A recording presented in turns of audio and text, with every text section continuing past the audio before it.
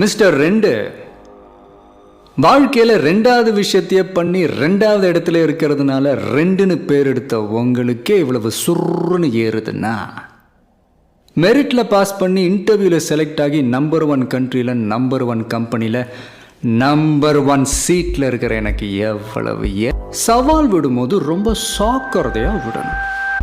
அது என்ன சொன்னீங்க? பிராண்டிங்.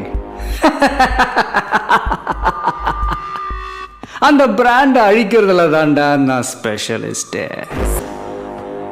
உனக்கு மேல இருக்கிற ஒண்ணு அதான் உன் தலைவன்.